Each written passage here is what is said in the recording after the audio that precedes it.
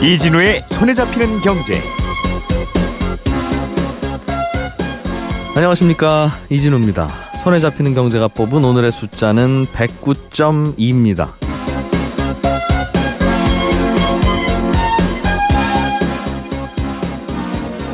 전쟁 위기가 코앞인 것 같은데 한국 사람들은 어쩌면 저렇게 평온한 모습이냐. 지난 8월에 북한에 핵실험이 있었을 때 많은 외신들이 우리나라 상황을 보도하던 바로 그 내용입니다. 실제로 우리는 핵실험과 관련 없이 늘 살던 대로 살았고 사재기 같은 움직임도 전혀 없었죠. 하지만 그래도 소비자들의 바닥 심리에는 제법 영향을 미쳤는지 소비자 심리지수가 8월과 9월 2달 연속 하락했었는데요. 북한 리스크가 점점 줄어들면서 이 소비 심리도 좀 회복되는 것 같습니다. 오늘 한국은행이 10월 소비자 심리지수를 발표했는데 지난달보다 1.5포인트가 올라서 109.2를 기록했습니다. 오늘 나온 자료 안에서 조금 더 반가운 소식은 소비자들이 생각하는 향후 경기 전망입니다. 6개월 이후의 경기를 전망하는 경기전망 CSI라는 지표가 3포인트나 올랐고 소비 지출이나 가계 수입에 대한 전망도 지난달보다 좋아졌습니다. 그리고 1년 넘게 우리 경제를 옥죄해 온 게 중국과의 사드 문제로 인한 갈등이었는데요. 두 나라 사이에도 해빙 분위기가 좀 조성되고 있다는 소리가 곳곳에서 들립니다. 어제는 중국의 여행사가 한국 여행상품 구성을 타진했다는 소식이 전해지면서 증시에서 중국 관련 기업의 주가가 또 큰 폭으로 뛰었습니다. 소비심리나 주가 그래프처럼 우리 인생처럼 경제도 오를 때는 오르고 내릴 때는 내리고 늘 오르락내리락 합니다. 어려운 시절을 견딘 기업들과 모든 분들이 이제는 좀 제자리를 찾아갈 차례가 아닌가 싶습니다.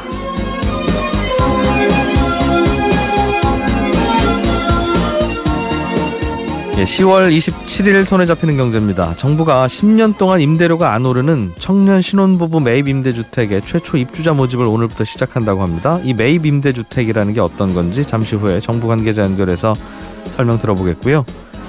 한 청취자께서 리스하고 렌탈이 뭐가 다른 건지 좀 설명해봐라 이런 질문을 보내오셨습니다. 친절한 경제에서 풀어드리겠습니다. 광고 듣고 오늘 순서 시작하겠습니다.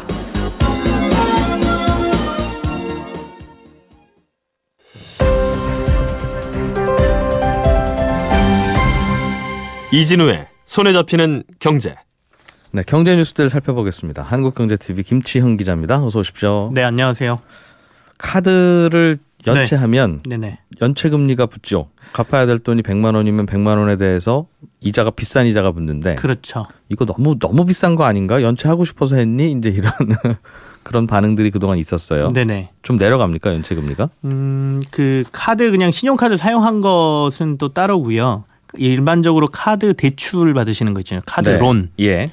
그래서 야 카드빚 내지 마라. 뭐 이런 말씀들 많이 하시는데 잘 모르시는 것 중에 하나가 이 카드빚, 그러니까 카드론에 붙는 연체 금리가 은행하고 좀 다른 구조를 가지고 있습니다. 그래서 이게 좀 불합리하지 않느냐라는 게 금융정책당국의 생각이었고요. 네. 정부도 좀 그렇고. 그래서 은행에도 지금 연체 금리를 좀 내리자라고 얘기를 하고 있는데 이참에 카드사들의 좀 불합리하게 만들어져 있는 연체 금리 산정 방식을 은행 방식으로 좀 바꿔라. 네. 이렇게 지금 업계하고 얘기를 하는 것인데요. 은행 방식이라는 건 뭐예요? 은행은 대출을 빌려 가서 그 신용도에 따라서 갚으면. 가산금리라는 게 있잖아요. 네. 원금이 이만큼이고 이 원금의 이자가 예를 들어 한 4% 정도였다면 예를 들어 이 원금에 연체가 발생하면 연체이자 처음에는 뭐 여기다가 뭐 4에서 5%의 연체이자를 물린다. 추가로 예, 그럼 예. 4로 빌렸으면 예를 들면 5를 더한다면 9, 예. 10으로 빌렸으면 15 예, 이런 식으로 그런 식으로 돼 있죠. 예. 그래서 이게 그 사람들마다 그리고 합리적으로 이제 가산금리라는 걸 나름대로 이렇게 구조를 만들어 놨는데 네. 카드론, 그러니까 카드사에서 빚을 빌리게 되면은요.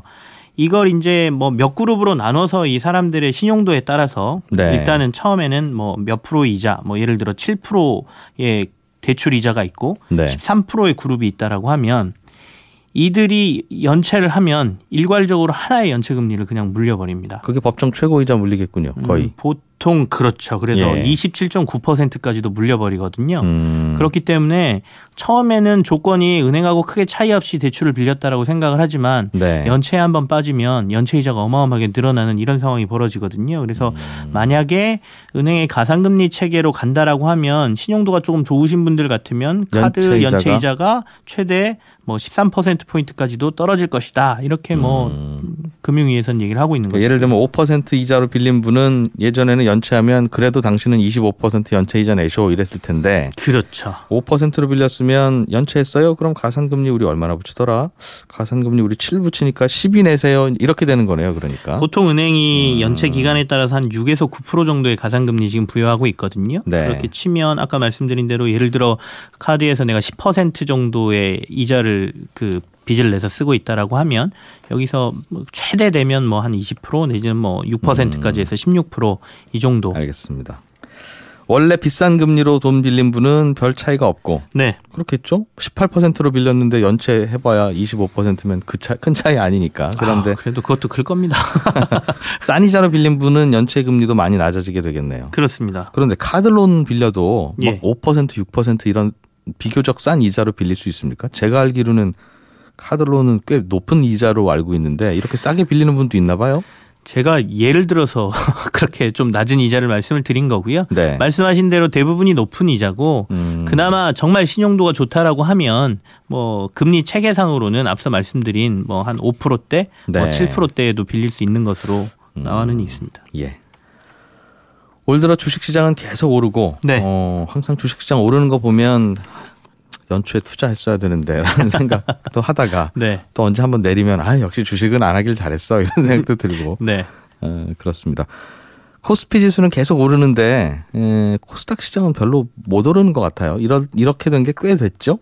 그렇죠. 최근 한 3, 4년 동안은 계속해서 이런 흐름이었던 것 같아요. 근데 그나마 코스피 지수도 많이 못 올랐기 때문에 이게 차이가 많이 안 났었는데요. 올해 들어서는 워낙 삼성전자 반도체 쪽이 좋다 보니 코스피 지수는 굉장히 많이 올랐고요. 코스닥 지수는 계속 이전과 같은 흐름을 보이다 보니까 이 격차가 더 벌어져 버린 것이죠. 네. 실제로 보면 코스피 지수는 연초 대비해서 지금 20% 이상 올라 있거든요. 근데 코스닥 지수는 한 7% 정도 올랐고요. 그것도 최근 들어서 올라서 이제 7% 정도거든요. 이렇게 되니까 코스닥 시장에 있는 기업들 중에 나 좀 뭐 시쳇말로 방구 좀 낀다는 기업들 있잖아요. 나 잘 나가. 이런 기업들이 여기 있으니까 투자자들도 별로 안 오고 우리 가치를 제대로 인정받지 못하는 것 같아. 네. 나 위로 갈래. 그러니까 나 메이저리그로 갈래. 마이너리그 선수들이 이렇게 선언을 한다는 거죠. 그래서 친구들이 창피해 이 말이군요. 네. 그래서 이제 예. 셀트리온이라는 회사가 최근에 그 결정을 했고 상반기에는 카카오라는 회사가 또 그렇게 갔고요. 그러니까 이제 좋은 기업들이 전부 또 코스피 시장으로 가버리는 현상이 나타나니까 잘못하면 코스닥 시장이 뭐 망가질 수도 있다. 더군다나 개인 투자자들은 규모 적은 중소형 기업에 많이 투자를 하는데 예. 코스닥 기업을 좀 살릴 방안이 없을까? 이걸 지금 정부가 좀 고민을 하고 어제 몇 가지 얘기가 좀 나왔습니다. 그래요? 무슨 뭐 제도를 도입해야죠. 시장을 살리려고 주식을 살 수는 없을 테니 정부가. 네. 크게는 두 가지인 것 같아요. 하나는 앞서 제가 말씀드린 것처럼 코스닥 기업에 좋은 기업이 남아 있어야 네. 그리고 좋은 기업들이 들어와야 이제 투자자도 많이 찾아오고 돈도 많이 들어올 거잖아요. 그러니까 그 기업들을 잡거나 들어오게 하는 방안을 이제 고민을 하고 있고요. 두 번째는 좋은 기업들이 있더라도 돈이 안 들어오면 안 되니까 돈이 예. 들어오는 통로를 좀 만들어 보겠다라는 고민 이렇게 두 가지인데요. 첫 번째 남아있게 하는 방법은 세금 쪽으로 지금 생각을 하는 것 같습니다. 그래서 기업들에게 법인세를 코스닥 기업에 있으면 법인세를 네. 조금 덜 내게 하거나 이연시켜주는, 그러니까 나중에 내도록 하는 방법을 지금 생각을 하는데요. 이게 사업손실금 준비제도라는 걸 부활시키겠다라는 거예요. 어떤 거예요? 이게 구체적으로? 99년도에 코스닥 시장 활성화를 위해서 도입돼서 2006년까지 시행이 됐던 제도인데요. 네. 그러니까 이제 중소형 기업들은 이 기업 경기 부침에 따라서 실적이 확 좋아졌다 나빠졌다 이게 반복될 가능성이 많잖아요. 예. 그러니까 이익 많이 났을 때 이 손실금 부담률이라는 걸 정하고 뭐 예를 들어 30%라고 하면 내가 100억 이익 냈는데 30%는 준비금으로 빼놓는 겁니다. 네. 그리고 70%만 회계상으로 이익으로 보고 거기다 법인세를 부과하는 거죠. 그러니까 30억은 법인세를 안 내도 되는 이익 거예요. 일부는 세금도 안 내고 그냥 쌓아놓고 있다가. 예, 쌓아놓는 거죠. 그걸 공식적으로 인정을 해주는 거고 그래서 만약에 나중에 진짜 손실이 나면 그 돈으로 손실을 이제 이렇게 바꿔치기 하는 거죠. 네. 그런 식으로 하겠다는 거고 5년 뒤에 이 모아놨던 손실금, 이 쌓아놓은 손실금에 법인세를 부과하겠다라고 하는 거니까 예. 나름 기업들 입장에서는 괜찮은 제도고 중소형 기업들은 꽤 활용할 만한 제도거든요. 그래서 이걸 통해서 코스닥 시장이 좀 좋은 기업들을 남겨보겠다라는 고민을 지금 얘기를 예. 하고 있고요. 실제로 법인들 보면 손실이 먼저 나고 나중에 이익이 나면 네. 손실이 난 해에 난 손실은 나중에 이익 난 거하고 이렇게 상쇄해서 네네. 이익이 많이 나는 해에 세금을 좀 적게 내는 그런 제도는 있는데 네. 거꾸로 이익이 많이 났다가 나중에 손실이 나면 이익 많이 났었을 때 그때 냈던 세금 좀 돌려주세요. 이건 또 안 된다는. 사실은 그렇죠. 그러니까 그래서 세금이라는 이런 게 제도, 1년에 이렇게 매기다 보니 이걸 5년으로 늘리거나 뭐 예를 들어 뭐 3년으로 늘려놓으면 네. 어느 날 벌고 어느 날 못 보고 이거 이렇게 좀 조정해가지고 하면 세금도 줄어들 가능성도 꽤 있죠. 예. 그리고 이제 두 번째가 이제 그럼 돈을 어떻게 들어오게 시장으로 할 것이냐거든요.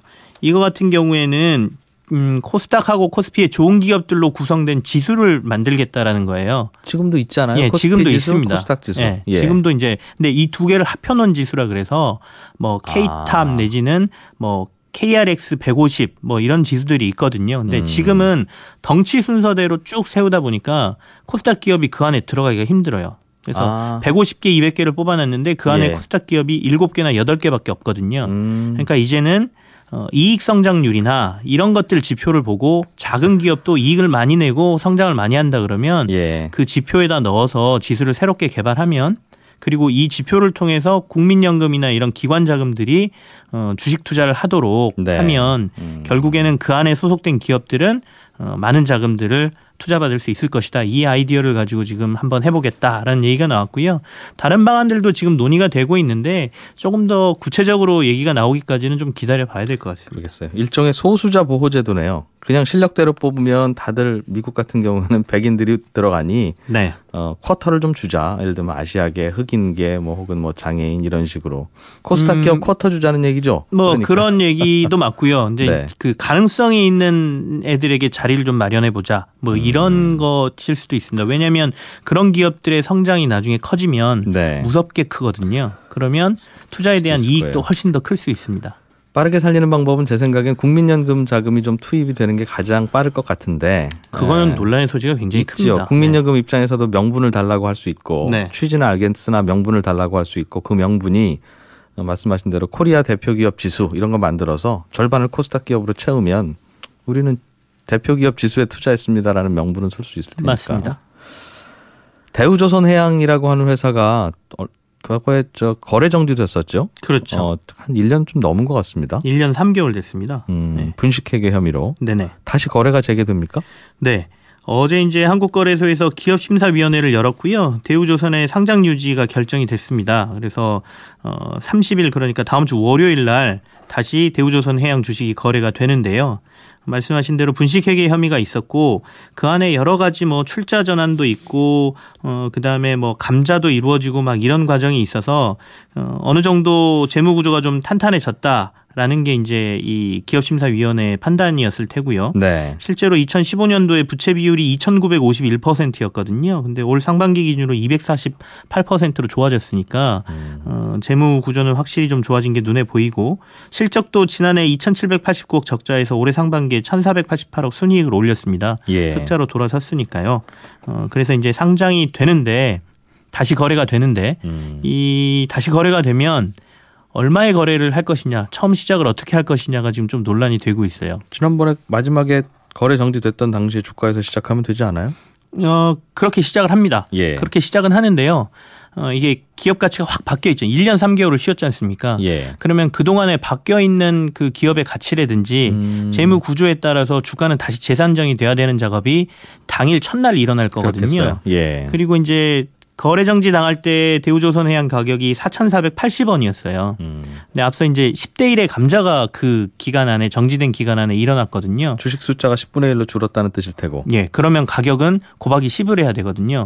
44,800원에 이제 거래를 시작을 하게 되는데. 그런데 그 주식이 3만 원에 거래가 될지 그날 5만 원에 거래될지는 투자자들의 마음이다 이거군요.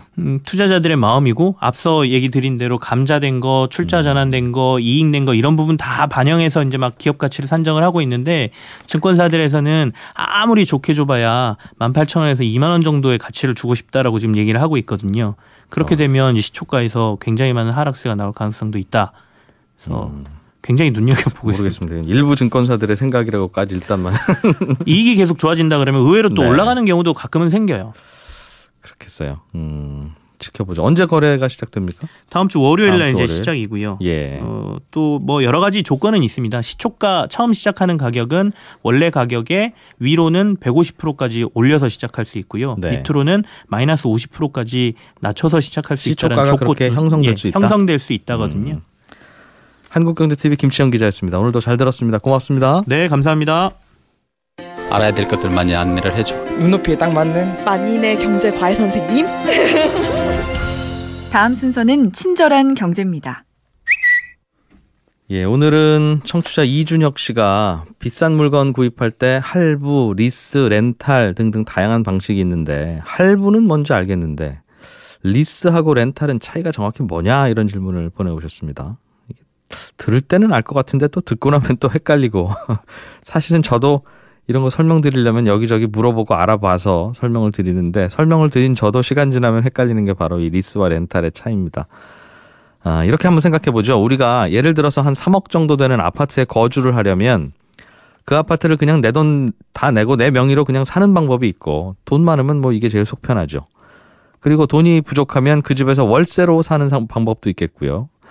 내 명의로 구입은 하되 은행에서 돈을 잔뜩 빌려서 구입하고 매달 은행 이자와 원금을 갚는 방법. 이렇게 세 가지가 있겠죠.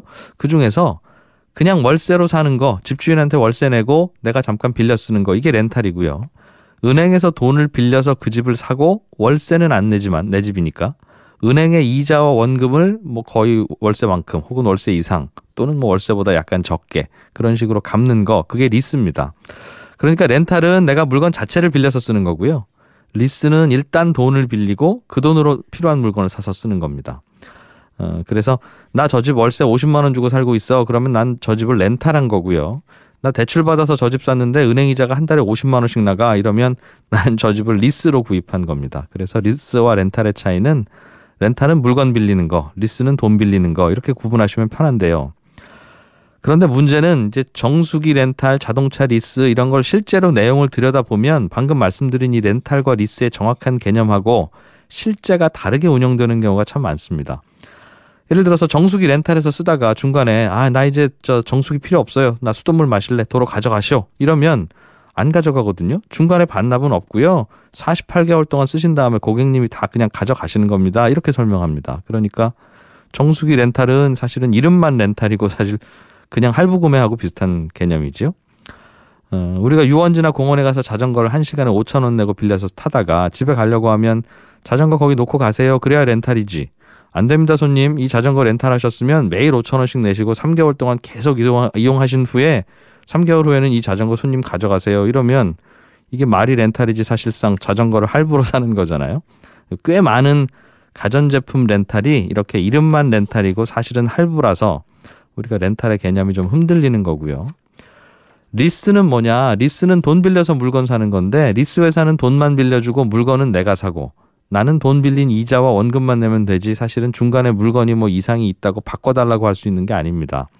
대출 받아서 아파트 샀는데 아파트 마음에 안 들면 대출 받은 은행 가서 그 아파트 바꿔달라고 하면 안 되잖아요. 리스는 돈을 빌리는 거니까요.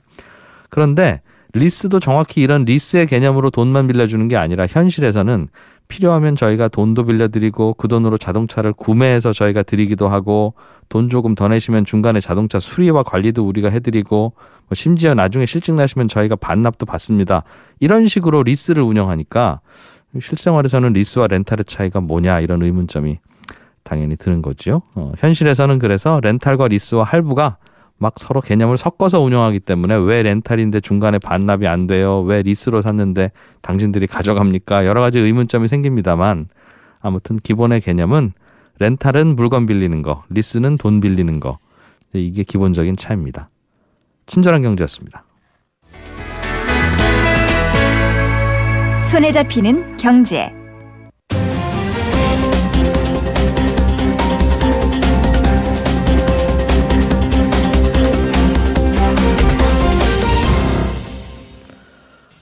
그동안 서민들의 주거 부담을 낮추기 위해서 정부가 공급하던 방식의 임대주택은 나라 돈으로 그냥 집 지어서 나라에서 그 임대주택을 빌려주는 뭐 그런 직접적인 방식이었는데요. 그게 아니라 주택도시기금이 리츠라고 하는 투자할 돈주머니를 만들고 그래서 그 돈주머니로 이미 만들어진 집을 사고 그걸 다시 청년이나 신혼부부에게 싼 값으로 빌려주는 매입 임대 리츠라는 제도가 있습니다. 이게 나라에서 사들인 집으로 빌려주는 거다 보니까 주변보다 월세도 싸고 특히 10년 동안 월세가 안 오르는 게 특징이라고 하는데요. 오늘부터 입주자를 모집한다고 합니다. 어떤 구조인지 국토교통부 공공주택정책과의 남경웅 사무관을 전화로 연결했습니다. 안녕하십니까? 예, 안녕하십니까? 예. 국토교통부 공공주택정책과의 남경웅 사무관입니다. 예. 제가 뭐 미리 살짝 공부를 좀 하고 그냥 나라에서 돈주머니 만들어서 시중에 이미 지어진 집들을 사들인 후에 싸게 빌려주는 거다 이렇게 설명은 드렸는데 조금 좀 보충해 주실 만한 부분이 있겠습니까? 구조가 어떻게 되는 거죠, 이게? 예. 청년 신혼부부 매입임대 리츠는 기본적으로요, 기금 등의 어떤 출자로 리츠를 설립하게 됩니다. 기금? 그래서 예. 주택 도시기금이 있습니다. 그래서 그 기금을 가지고 주택 매입을 한 후에요. LH에서 위탁 운영 관리를 하고 이걸 이제 10년간 무주택 청년 신혼부부에게 공급한 후에 리츠 마지막에 이제 리츠 청산을 통해서 네. 매각 처분하고 이걸 이제 출자금 원금과 배당 이익을 회수하는 그런 구조로 되어 있습니다. 지금까지는 정말 나라 돈으로 땅부터 만들고 거기에 아파트 철근 받고 아파트 건설해서 이제 입주자 모집하고 서민들 와서 사세요 이런 방식이었는데 지금은 동네에 나와 있는 매물을 나라에서 사고 그걸 싸게 빌려준다 이거군요. 네, 그렇습니다. 이게 그럼 뭐 아예 그냥 월세가 얼마인지 좀 물어보죠. 예를 들어서 뭐 동네에서 매매를 하면 한 3억 정도에 팔리는 집은 나라에서 사서 싸게 빌려주면 월세 어느 정도 받으실 겁니까? 예. 이제 그 지역마다 이런 그 전 월세 가격이 좀 다르지 않습니까? 그래서 이제 기본적으로 그 저희가 이제 전국 평균 전세 시세 가격이 이제 75%로 가정했을 경우에요. 평균 월 임대료는 한 25만 원에서 한 30만 원 수준으로 그렇게 저희가 보고 있습니다. 3억짜리 집을 한 달에 2, 30만 원에 빌려준다고요? 예. 근데 보증금은 얼마예요? 보증금은 1억에서 1억 5천 사이로 저희가 보증금을 받을 계획입니다. 그래도 시중에서는 1억 5천에 한 50만 원 정도는 받을 집 같은데 대충 그 계산을 해보면 네, 그렇습니다. 월세는 뭐 절반이나 한 60% 수준이군요. 이렇게 계산하면. 저희가 이제 그 90% 수준으로 보고 있는데요. 네. 이번 그 매입임대 리츠는 그 10년간 이게 고정적이거든요. 월세가 안 오르는. 임대료가. 예, 그렇습니다. 그런 메리트가 있습니다. 고맙긴 한데 그게 결국 나라 돈으로 이런 사업하는 거면 나라에서 좀 손실을 보는 겁니까? 저희가 이러한 그 구조를 볼 때요, 손실을 발생하지 않도록 저희가 이러한 그 리츠 구조를 만들었습니다. 예를 들자면 저희가 이제 부동산 매입임대 리츠가 어떤 공공적인 성격이 좀 있거든요. 일반 어떤 리츠라는 거는 그 수익 구조로 이렇게 짜여 있지만 이거는 이제 공적 임대를 공급하기 위한 목적이기 때문에요. 그런 공공주택 사업의 역할을 수행하는 그런 목적이기 때문에요. 어떤 운영 중에 어떤 이익을 내기는 좀 어렵습니다. 그러니까 원금 손실은 안 보겠다 이 말입니까? 예, 그렇습니다. 그러니까 저희가 이제 10년간 임대 운영을 한 후에 청산 과정에서 뭐 주택이 이제 상승할 수도 있고요. 예. 그런 매각 처분 과정에서 그 원금과 최소한의 어떤 배당 이익을 회수할 수 있는 구조로 저희가 이렇게 짜였습니다. 원금과 최소한의 배당 이익이면 주택도시기금이라는 게 그 기금을 다른 뭐 사업자들이나 일반인들에게 빌려주면 이자를 받아서 굴릴 수 있는 돈일 텐데 이걸 그렇게 안 하고 말씀하신 대로 매입 임대주택 사업을 하는 데 쓰면 최소한 그 이자 받는 것만큼은 그래도 거기서라도 돈이 벌려야 이제 기회비용이 없어지는 거 아니겠습니까? 그렇게는 해보시겠다는 거군요. 큰 이익까지는 안 나더라도. 저희가 최소한의 어떤 손실도 없이 최소한의 어떤 배당을 가지고 이렇게 리츠로 운영할 계획으로 있습니다. 네. 알겠습니다. 월세는 싸게 받다가 10년 후에는 결국 그럼 그 집을 이제 세입자는 내보내고 다시 시중에다 매각하는 거군요. 지금 아직까지는 저희가 그 임대주택을요, 10년간 운영을 한 후에 분양 전환할지 매각 처분할지는 아직 결정된 것은 없습니다. 그래서 향후에 저희가 재반 상황을 고려해가지고 그런 그 처분 계획을 검토할 계획입니다. 매각하는 거나 뭐 분양 전환하는 거나 나라에서 보기에는 결국은 그거 팔아서 원금 회수하는 게 되겠군요. 분양을 하더라도 원금이 들어올 거고 집값이 들어올 거고. 그렇습니다. 이거는 그럼 손실 안 나고 좀 잘 운영되려면 앞으로 10년간 집값이 좀 많이 올라야 되겠습니다.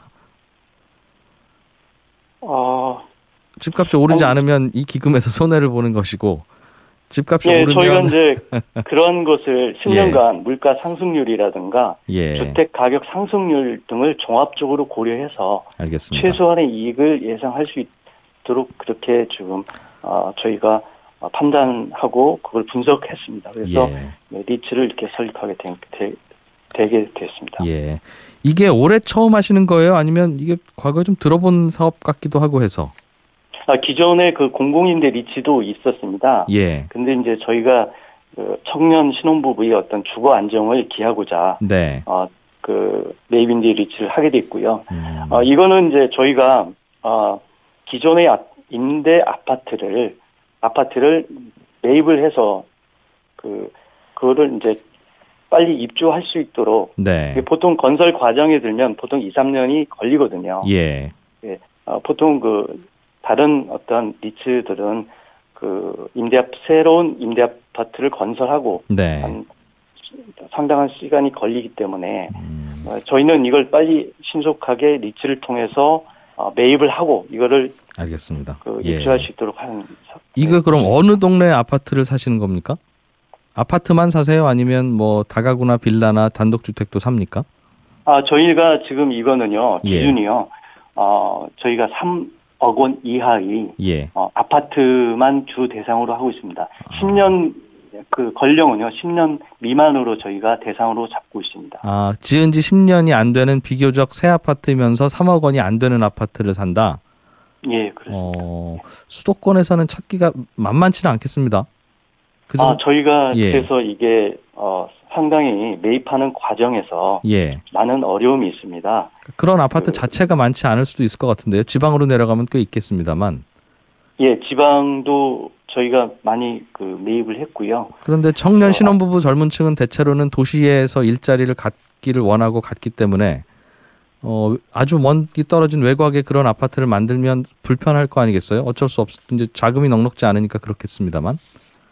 그렇습니다. 그래서 저희가 수도권 지역에 지금 이번에 저희가 매입하는 대상은 인근, 의정부, 수원, 화성, 용인, 평택 이런 데로 이제 일단은 매입을 했었고요. 지금 저희가 지금 4억 원 이하로 지금 매입 금액이 이렇게 좀 제한이 되어 있는데요.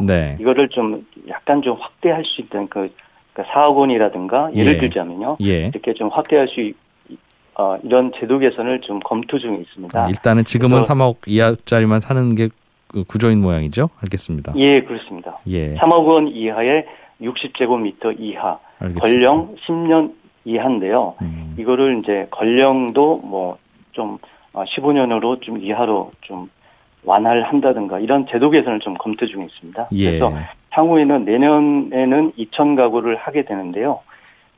이게 이제 저희가 좀 수도권에도 좀 이렇게 집중적으로 매입하고 공급할 수 있도록 노력할 계획입니다. 참 이게 애매합니다. 듣기로는 이 사업이 손실이 안 나려면 집값이 좀 올라줘야 되는 것 같은데 또 이 사업이 제대로 돌아가려면 집값이 너무 비싸지면 아파트 자체를 살 수 없으니 고민이 되네요. 입주 자격을 제가 간단히 보니까 무주택자 중에 만 40세 미만의 청년 신혼부부 이렇게 돼 있네요. 그러니까 예, 그렇습니다. 그 입주 자격은 네. 무주택 그 구성원 만 40세 미만의 청년 신혼부부와 네. 일반으로 구성이 되는데요. 우선적으로 청년 신혼부부를 70% 공급할 계획입니다. 예. 그리고 일정한 소득 요건과 부동산, 자산, 자동차라든가 이런 기준 이하를 보유하고 있어야 합니다. 그렇군요. 요거는 뭐 발표되면 내가 이 기준에 들어가는지만 보면 될 텐데 항상 이런 거 만들고 나면 저희가 궁금한 것은 알겠는데 정부가 이런 거를 만들어서 임차인을 구한다는 걸 도대체 어디 부동산 중개업소가 알려줄 수 있는 게 아니라서 어디 가면 알 수 있느냐 이게 궁금해요. 이게 언제쯤 발표합니까? 이제 임차인을 모집하실 텐데. 예, 임차인을 모집하는 거는요. 저희가 오늘부터 네. 저희가 입찰 공고를 하게 됐고요. 그 LH 한국토지주택공사 홈페이지 그 LH 청약센터에 가시면 네. 예. 그 자세한 공고문을 확인할 수가 있습니다. 오늘부터 LH 홈페이지에서 예, 공고를 하였습니다. 알겠습니다. 오늘, 오늘 신청 접수는요. 11월 13일부터 15일까지 LH 청약센터에서 인터넷으로 접수를 받게 됩니다. 알겠습니다. 홈페이지에 들어가 봐서 확인해 보면 되겠군요. 마지막으로 혹시 내가 갖고 있는 아파트가 3억 원 이하고 지은 지도 얼마 안 됐는데 나 이번에 다주택자들 규제한다고 해서 좀 팔고 싶다 나라에 혹시 그런 분들은 LH에 연락하면 서로 협의할 수 있습니까? 예, 저희가 그거는 진짜 LH 센터로 좀 연락을 주시면 저희가 이제 그 매입 절차에 따라서 알겠습니다. 감정평가나 이런 것을 통해서 계약을 할 계획입니다. 네, 국토교통부의 남경웅 사무관이었습니다. 고맙습니다. 도움 말씀 잘 들었습니다. 감사합니다.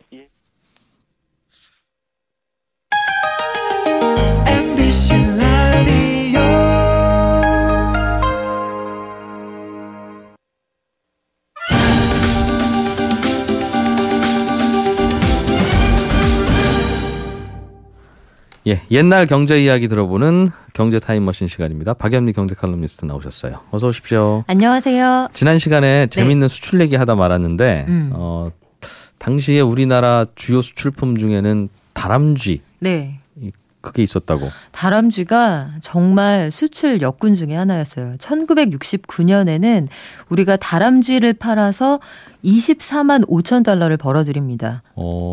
굉장히 다람쥐를 판다는 게 애완동물로 팔았다는 거예요? 애완동물로 팔았는데 우리나라 다람쥐가 전 세계 선진국에 팔려 나가서 열심히 쳇바퀴를 굴려서 우리의 외화를 벌어준 거죠. 다람쥐 고생 많았습니다. 그랬군요. 네. 정말 당시에는 뭐 수출할 게 별로 없으니까 수출은 해야 되겠는데 수출할 게 없으니까 머리카락 잘라서 가발 판 얘기도 해주셨고 수출 때문에 우리나라 담배의 길이도 짧아진 거다 이런 얘기도 있던데 이게 무슨 관계가 있는 거예요? 이게 수출 상품을 개발하는 과정에서 나온 묘수 아닌 묘수였던 거예요. 코트라의 회의 중에 나온 아이디어였는데 우리나라 담뱃잎이 세계적으로 굉장히 상품으로 쳐주거든요. 품질이 아주 좋아서 그런데 팔다 이제 팔 게 없으니 뭘 팔아야 될까 회의를 하다가 그러면 내수용 담배 길을 좀 짧게 만들면 원료가 그만큼 남을 거 아니에요. 그걸 모아서 말아서 수출용 담배를 만들면 우리가 부가가치를 얻을 수 있지 않을까 해서 기립박수를 받고 이게 실제로 정말요? 이루어집니다. 네. 아니 근데 담배를 짧게 만들면 한 개 피만 피고 가야지 하다가 두 개 피 필 거 아니겠습니까? 그렇죠. 그래서 처음에는 1cm를 줄이자 이런 의견이 원안이었는데 아니야. 그렇게 하면 소비자들이 금방 눈치채니까 0.6mm만 줄이자 해서 그렇게 줄인 것으로 만든 담배 원료를 모아서 1,400만 달러어치 수출 재료를 만들어내요. 담뱃잎의 생산량은 이미 정해져 있을 테니 그렇죠. 내수 쪽에서 수출 덕분에 그럼 담배 피우시는 분들은 담배를 조금 덜 피웠다고 볼 수도 있네요. 네, 이거를 그때는 아마 알려주지 않았을 테니까 내가 담배를 이렇게 열심히 피웠나 왜 이렇게 금방 닳지 이렇게 느낀 분들도 계셨을 겁니다. 아마. 그랬군요. 우리나라 은행잎 이것도 꽤 수출용으로 많이 쓰였다는 얘기가 있던데 네. 은행잎은 주워다가 어디다 썼어요? 은행잎은 이 안에 제약사들이 아주 탐내는 원료가 들어있다고 해요. 네. 고혈압이나 뇌졸중 같은 성인병 치료제에 넣는 원료가 들어있는데 그래서 아주 재미있는 게 나무에 달려있을 때는 임산물인데 네. 땅에 떨어지면 의약품으로 분류가 됩니다. 우리나라 은행잎이 특히 품질이 좋아서 글로벌 제약사들이 그렇게 탐을 냈다고 해요. 다람쥐를 수입해가는 건 이해가 가요. 네. 자기 나라에서는 다람쥐 잡기 어려울 테니까. 그리고 우리나라 다람쥐가 귀여워요. 작고. 외국 다람쥐 좀 크잖아요. 회색이고 강아지만 하고. 달라요 그게? 달라요. 미국 다람쥐는 따라서? 큽니다. 네. 아 그건 또 몰랐습니다. 네. 근데 은행잎은 네. 뭐 자기 나라도 은행나무 심으면 되잖아요. 있죠. 예. 그 나라라고 뭐 독일, 프랑스라고 은행잎이 은행나무 없는 없겠어요. 게 아닌데 이걸 따서 성분을 검사해 보니 유효 성분이 우리나라의 그 은행잎 장당 네. 최대 20배까지 많다는 거 알아낸 거예요. 다른 나라 은행잎보다? 네. 그래서 처음에 우리나라에서 은행잎을 사갈 때는 네. 왜 사가는지 안 가르쳐 줬어요. 그러니까 우리나라가 거의 가마니 값만 받고 수출을 했는데 네. 팔면서도 의아했던 거죠. 이걸 왜 사갈까? 저런 쓰레기나 다름없는 거를 당초에 왜 사갈까?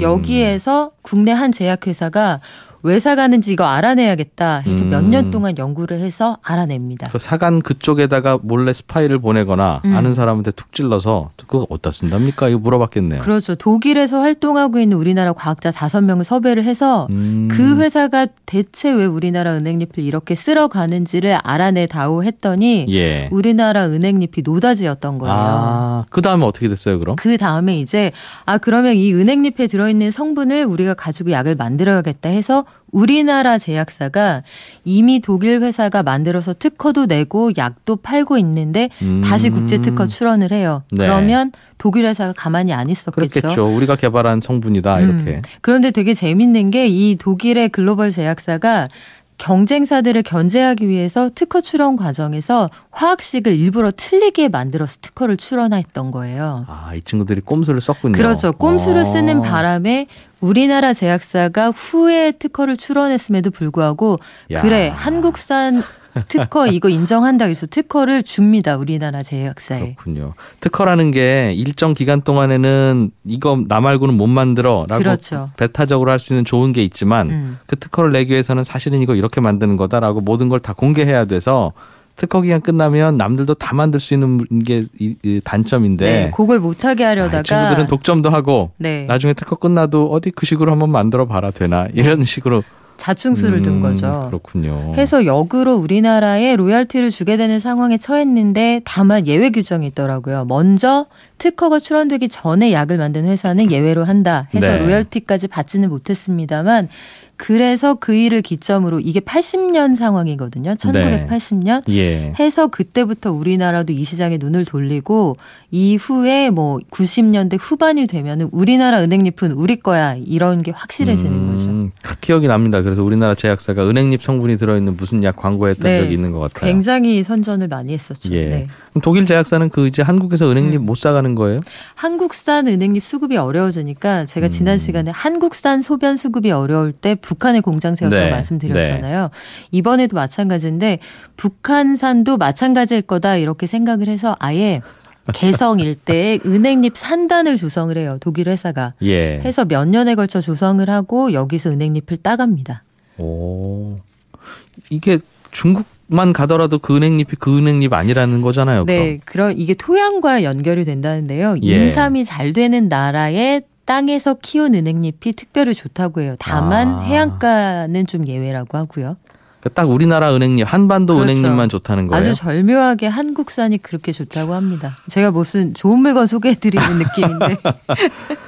아, 이게 신께서 각 나라에 하나씩 선물은 주신다고 하는데 네. 사우디 같은 나라는 석유를 받았고 우리는 은행잎을 받았군요. 그쪽이 조금 더 탐이 나긴 하네요. 네. 그러네. 참 다양한 걸 수출을 했군요, 우리나라가. 요즘에는 다람쥐, 뭐 은행잎, 담배잎 이런 거는 잘 안 팔겠죠? 다른 나라가서 다 이제 수출을. 은행잎은 꽤 오랫동안 팔았어요. 그래도 2000년대 초반까지 수출을 꽤 많이 했었고요. 근데 뭐 다람쥐는 인건비가 더 비쌀 거고요. 예. 박연미 경제 칼럼니스트였습니다. 예, 재미있게 잘 들었습니다. 고맙습니다. 고맙습니다. 예, 손에 잡히는 경제 오늘 준비한 순서는 여기까지입니다. 주말 잘 보내시고요. 저는 월요일 오전 11시 10분에 다시 인사드리겠습니다. 이번 주말이 아마 가을을 즐길 마지막 주말 또는 뭐 하나 정도 더 남은 주말이 아닐까 싶습니다. 주말 잘 보내시고요. 월요일에 뵙겠습니다. 고맙습니다. 이진우였습니다.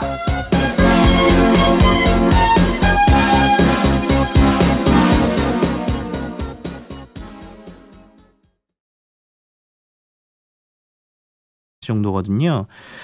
이렇게 되니까 코스닥 시장에 있는 기업들 중에 나 좀 뭐 시쳇말로 방구 좀 낀다는 기업들 있잖아요. 나 잘 나가. 이런 기업들이 여기 있으니까 투자자들도 별로 안 오고 우리 가치를 제대로 인정받지 못하는 것 같아. 네. 나 위로 갈래. 그러니까 나 메이저리그로 갈래. 마이너리그 선수들이 이렇게 선언을 한다는 거죠. 그래서 친구들이 창피해 이 말이군요. 네. 그래서 이제 셀트리온이라는 회사가 최근에 그 결정을 했고 상반기에는 카카오라는 회사가 또 그렇게 갔고요. 그러니까 이제 좋은 기업들이 전부 또 코스피 시장으로 가버리는 현상이 나타나니까 잘못하면 코스닥 시장이 뭐 망가질 수도 있다. 더군다나 개인 투자자들은 규모 적은 중소형 기업에 많이 투자를 하는데 코스닥 기업을 좀 살릴 방안이 없을까? 이걸 지금 정부가 좀 고민을 하고 어제 몇 가지 얘기가 좀 나왔습니다. 그래요? 무슨 뭐 제도를 도입해야죠. 시장을 살리려고 주식을 살 수는 없을 테니 정부가. 네. 크게는 두 가지인 것 같아요. 하나는 앞서 제가 말씀드린 것처럼 코스닥 기업에 좋은 기업이 남아 있어야 그리고 좋은 기업들이 들어와야 이제 투자자도 많이 찾아오고 돈도 많이 들어올 거잖아요. 그러니까 그 기업들을 잡거나 들어오게 하는 방안을 이제 고민을 하고 있고요.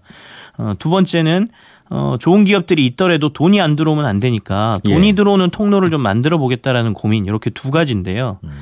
첫 번째 남아있게 하는 방법은 세금 쪽으로 지금 생각을 하는 것 같습니다. 그래서 기업들에게 법인세를 코스닥 기업에 있으면 법인세를 조금 덜 내게 하거나 이연시켜주는, 그러니까 나중에 내도록 하는 방법을 지금 생각을 하는데요. 이게 사업손실금 준비제도라는 걸 부활시키겠다라는 거예요. 어떤 거예요? 이게 구체적으로? 99년도에 코스닥 시장 활성화를 위해서 도입돼서 2006년까지 시행이 됐던 제도인데요. 그러니까 이제 중소형 기업들은 이 기업 경기 부침에 따라서 실적이 확 좋아졌다 나빠졌다 이게 반복될 가능성이 많잖아요. 그러니까 이익 많이 났을 때 이 손실금 부담률이라는 걸 정하고 뭐 예를 들어 30%라고 하면 내가 100억 이익 냈는데 30%는 준비금으로 빼놓는 겁니다. 그리고 70%만 회계상으로 이익으로 보고 거기다 법인세를 부과하는 거죠. 그러니까 30억은 법인세를 안 내도 되는 거예요. 이익 일부는 세금도 안 내고 그냥 쌓아놓고 있다가. 쌓아놓는 거죠. 그걸 공식적으로 인정을 해주는 거고, 그래서 만약에 나중에 진짜 손실이 나면 그 돈으로 손실을 이제 이렇게 바꿔치기 하는 거죠. 그런 식으로 하겠다는 거고, 5년 뒤에 이 모아놨던 손실금, 이 쌓아놓은 손실금에 법인세를 부과하겠다라고 하는 거니까 나름 기업들 입장에서는 괜찮은 제도고 중소형 기업들은 꽤 활용할 만한 제도거든요. 그래서 이걸 통해서 코스닥 시장이 좀 좋은 기업들을 남겨보겠다라는 고민을 지금 얘기를 하고 있고요. 실제로 법인들 보면 손실이 먼저 나고 나중에 이익이 나면 손실이 난 해에 난 손실은 나중에 이익 난 거하고 이렇게 상쇄해서 이익이 많이 나는 해에 세금을 좀 적게 내는 그런 제도는 있는데 거꾸로 이익이 많이 났다가 나중에 손실이 나면 이익 많이 났었을 때 그때 냈던 세금 좀 돌려주세요. 이건 또 안 된다는. 사실은 그렇죠. 그러니까 세금이라는 게 1년에 이렇게 매기다 보니 이걸 5년으로 늘리거나 뭐 예를 들어 뭐 3년으로 늘려놓으면 어느 날 벌고 어느 날 못 보고 이거 이렇게 좀 조정해가지고 하면 세금도 줄어들 가능성도 꽤 있죠. 그리고 이제 두 번째가 이제 그럼 돈을 어떻게 들어오게 시장으로 할 것이냐거든요. 이거 같은 경우에는 코스닥하고 코스피의 좋은 기업들로 구성된 지수를 만들겠다라는 거예요. 지금도 있잖아요. 지금도 지수, 있습니다. 코스닥 지수. 지금도 이제 근데 이 두 개를 합해놓은 지수라 그래서 뭐 K탑 내지는 뭐 KRX 150 뭐 이런 지수들이 있거든요. 근데 지금은 덩치 순서대로 쭉 세우다 보니까 코스닥 기업이 그 안에 들어가기가 힘들어요. 그래서 150개, 200개를 뽑아놨는데 그 안에 코스닥 기업이 7개나 8개밖에 없거든요. 그러니까 이제는 이익 성장률이나 이런 것들 지표를 보고 작은 기업도 이익을 많이 내고 성장을 많이 한다 그러면 그 지표에다 넣어서 지수를 새롭게 개발하면 그리고 이 지표를 통해서 국민연금이나 이런 기관 자금들이 주식 투자를 하도록 하면 결국에는 그 안에 소속된 기업들은 많은 자금들을 투자받을 수 있을 것이다. 이 아이디어를 가지고 지금 한번 해보겠다라는 얘기가 나왔고요.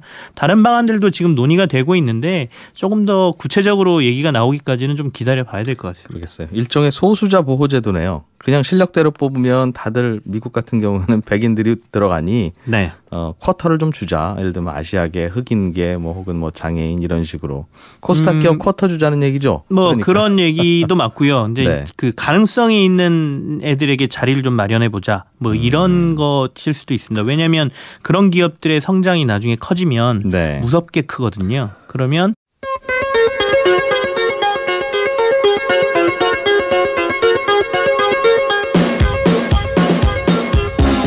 이진우의 손에 잡히는 경제.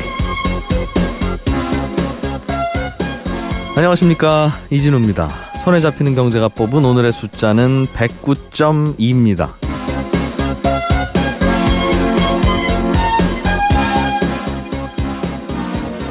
전쟁 위기가 코앞인 것 같은데 한국 사람들은 어쩌면 저렇게 평온한 모습이냐. 지난 8월에 북한의 핵실험이 있었을 때 많은 외신들이 우리나라 상황을 보도하던 바로 그 내용입니다. 실제로 우리는 핵실험과 관련 없이 늘 살던 대로 살았고 사재기 같은 움직임도 전혀 없었죠. 하지만 그래도 소비자들의 바닥 심리에는 제법 영향을 미쳤는지 소비자 심리지수가 8월과 9월 2달 연속 하락했었는데요. 북한 리스크가 점점 줄어들면서 이 소비 심리도 좀 회복되는 것 같습니다. 오늘 한국은행이 10월 소비자 심리지수를 발표했는데 지난달보다 1.5포인트가 올라서 109.2를 기록했습니다. 오늘 나온 자료 안에서 조금 더 반가운 소식은 소비자들이 생각하는 향후 경기 전망입니다. 6개월 이후의 경기를 전망하는 경기전망 CSI라는 지표가 3포인트나 올랐고 소비 지출이나 가계 수입에 대한 전망도 지난달보다 좋아졌습니다. 그리고 1년 넘게 우리 경제를 옥죄해 온 게 중국과의 사드 문제로 인한 갈등이었는데요. 두 나라 사이에도 해빙 분위기가 좀 조성되고 있다는 소리가 곳곳에서 들립니다. 어제는 중국의 여행사가 한국 여행상품 구성을 타진했다는 소식이 전해지면서 증시에서 중국 관련 기업의 주가가 또 큰 폭으로 뛰었습니다. 소비심리나 주가 그래프처럼 우리 인생처럼 경제도 오를 때는 오르고 내릴 때는 내리고 늘 오르락 내리락 합니다. 어려운 시절을 견딘 기업들과 모든 분들이 이제는 좀 제자리를 찾아갈 차례가 아닌가 싶습니다.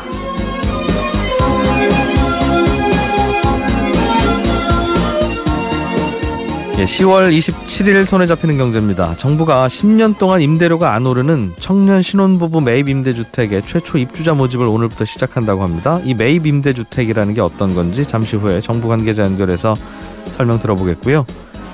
한 청취자께서 리스하고 렌탈이 뭐가 다른 건지 좀 설명해봐라 이런 질문을 보내오셨습니다. 이런 상황이 벌어지거든요. 그래서 만약에 은행의 가상금리 체계로 간다라고 하면 신용도가 조금 좋으신 분들 같으면 카드 연체 이자가 최대 뭐 13%포인트까지도 떨어질 것이다. 이렇게 금융위에서는 얘기를 하고 있는 거죠. 예를 들면 5% 이자로 빌린 분은 예전에는 연체하면 그래도 당신은 25% 연체 이자 내쇼 이랬을 텐데. 그렇죠. 5%로 빌렸으면 연체했어요? 그럼 가산금리 우리 얼마나 붙이더라? 가산금리 우리 7 붙이니까 12 내세요. 이렇게 되는 거네요. 그러니까. 보통 은행이 연체 기간에 따라서 한 6에서 9% 정도의 가산금리 지금 부여하고 있거든요. 네. 그렇게 치면 아까 말씀드린 대로 예를 들어 카드에서 내가 10% 정도의 이자를 그 빚을 내서 쓰고 있다라고 하면 여기서 최대 되면 뭐 한 20% 내지는 뭐 6%까지 해서 16% 이 정도. 알겠습니다. 원래 비싼 금리로 돈 빌린 분은 별 차이가 없고. 네. 그렇겠죠? 18%로 빌렸는데 연체 해봐야 25%면 큰 차이 아니니까. 그런데 그래도 그것도 클 겁니다. 싼 이자로 빌린 분은 연체 금리도 많이 낮아지게 되겠네요. 그렇습니다. 그런데 카드론 빌려도 예. 막 5%, 6% 이런 비교적 싼 이자로 빌릴 수 있습니까? 제가 알기로는 카드론은 꽤 높은 이자로 알고 있는데 이렇게 싸게 빌리는 분도 있나 봐요? 제가 예를 들어서 그렇게 좀 낮은 이자를 말씀을 드린 거고요. 네. 말씀하신 대로 대부분이 높은 이자고 그나마 정말 신용도가 좋다라고 하면 뭐 금리 체계상으로는 앞서 말씀드린 뭐 한 5%대, 네. 뭐 7%대에도 빌릴 수 있는 것으로 나와는 있습니다. 예. 올 들어 주식시장은 계속 오르고 네. 항상 주식시장 오르는 거 보면 연초에 투자했어야 되는데 라는 생각도 하다가 네. 또 언제 한번 내리면 역시 주식은 안 하길 잘했어 이런 생각도 들고 네. 그렇습니다. 코스피 지수는 계속 오르는데 코스닥 시장은 별로 못 오르는 것 같아요. 이렇게 된 게 꽤 됐죠? 그렇죠. 최근 한 3, 4년 동안은 계속해서 이런 흐름이었던 것 같아요. 근데 그나마 코스피 지수도 많이 못 올랐기 때문에 이게 차이가 많이 안 났었는데요. 올해 들어서는 워낙 삼성전자 반도체 쪽이 좋다 보니 코스피 지수는 굉장히 많이 올랐고요. 코스닥 지수는 계속 이전과 같은 흐름을 보이다 보니까 이 격차가 더 벌어져 버린 것이죠. 네. 실제로 보면 코스피 지수는 연초 대비해서 지금 20% 이상 올라 있거든요. 근데 코스닥 지수는 한 7% 정도 올랐고요. 그것도 최근 들어서 올라서 이제 7%. 친절한 경제에서 풀어드리겠습니다. 광고 듣고 오늘 순서 시작하겠습니다.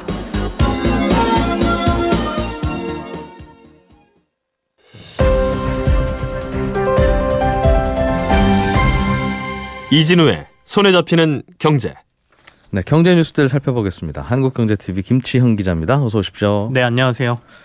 카드를 연체하면 네. 연체 금리가 붙죠. 갚아야 될 돈이 100만 원이면 100만 원에 대해서 이자가 비싼 이자가 붙는데. 그렇죠. 이거 너무 비싼 거 아닌가? 연체하고 싶어서 했니? 이제 이런 그런 반응들이 그동안 있었어요. 네네. 좀 내려갑니까 연체 금리가?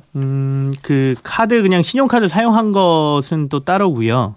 일반적으로 카드 대출 받으시는 거 있잖아요. 카드 네. 론. 예. 그래서 야 카드빚 내지 마라. 뭐 이런 말씀들 많이 하시는데 잘 모르시는 것 중에 하나가 이 카드빚, 그러니까 카드론에 붙는 연체 금리가 은행하고 좀 다른 구조를 가지고 있습니다. 그래서 이게 좀 불합리하지 않느냐라는 게 금융정책당국의 생각이었고요. 네. 정부도 좀 그렇고. 그래서 은행에도 지금 연체 금리를 좀 내리자라고 얘기를 하고 있는데 이참에 카드사들의 좀 불합리하게 만들어져 있는 연체 금리 산정 방식을 은행 방식으로 좀 바꿔라. 네. 이렇게 지금 업계하고 얘기를 하는 것인데요. 은행 방식이라는 건 뭐예요? 은행은 대출을 빌려가서 그 신용도에 따라서 갚으면. 가산금리라는 게 있잖아요. 네. 원금이 이만큼이고 이 원금의 이자가 예를 들어 한 4% 정도였다면 예를 들어 이 원금에 연체가 발생하면 연체이자 처음에는 뭐 여기다가 뭐 4에서 5%의 연체이자를 물린다. 추가로. 예, 그럼 4로 빌렸으면 예를 들면 5를 더한다면 9. 예. 10으로 빌렸으면 15. 예, 이런 식으로. 그런 식으로 돼 있죠. 예. 그래서 이게 그 사람들마다 그리고 합리적으로 이제 가산금리라는 걸 나름대로 이렇게 구조를 만들어 놨는데 네. 카드론, 그러니까 카드사에서 빚을 빌리게 되면은요. 이걸 이제 뭐 몇 그룹으로 나눠서 이 사람들의 신용도에 따라서 네. 일단은 처음에는 뭐 몇 프로 이자, 뭐 예를 들어 7%의 대출 이자가 있고 네. 13%의 그룹이 있다라고 하면 이들이 연체를 하면 일괄적으로 하나의 연체 금리를 그냥 물려버립니다. 그게 법정 최고이자 물리겠군요. 거의. 보통 그렇죠. 그래서 예. 27.9%까지도 물려버리거든요. 그렇기 때문에 처음에는 조건이 은행하고 크게 차이 없이 대출을 빌렸다라고 생각을 하지만 네. 연체에 한번 빠지면 연체이자가 어마어마하게 늘어나는